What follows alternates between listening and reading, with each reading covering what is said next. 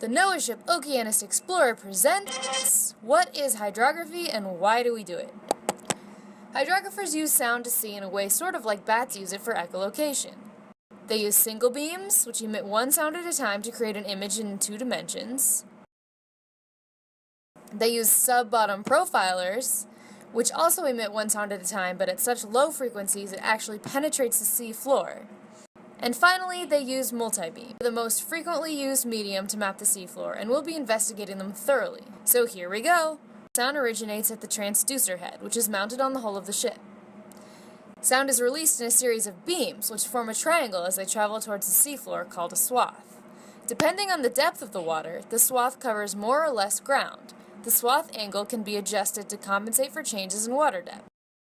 Once sound leaves the transducer head, it travels through the water column to the seafloor, bounces off, and travels back to receivers also mounted on the ship's hull. The time it takes from when the sound leaves to when it returns is called two-way travel time. Hydrographers divide this number by 2 to find the travel time in one direction, and then account for sound speed to determine depth. The shape of the seafloor is determined by the angle of a return from each beam as well. The sound receivers keep track of these angles and combine them with the speed of return to create a bathymetric map, or map showing the depth and shape of the seafloor together. The material on the seafloor plays a role as well. Harder substances like rock refract more sound back to the receivers than more absorbent substances like sand and mud. This data is called backscatter, and scientists use it to tell what the seafloor is made of just by looking at the strength of the sound return. With the addition of the boat's forward motion, a line of the seafloor can be mapped that's as wide as the beam swath, similar to the way you might mow your lawn. As data is collected with the sonar system, software in the mission control room on the ship collects GPS data, connecting each sounding or sound return point to a specific location on Earth.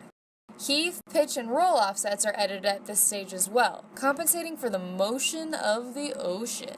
The finished map tells scientists all kinds of information from potential habitat for certain animals to whether underwater volcanoes are releasing gases into the water. So why do we collect hydrographic data aboard the Okeanis Explorer? It's NOAA's only hypothesis-driven ship, meaning it's assigned to systematically explore our largely unknown oceans for the purpose of discovery. Think of it as NOAA's Starship Enterprise. Space, a final frontier.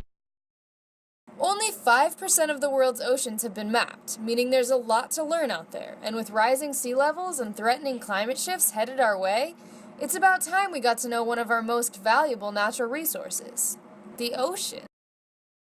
Thanks for tuning in.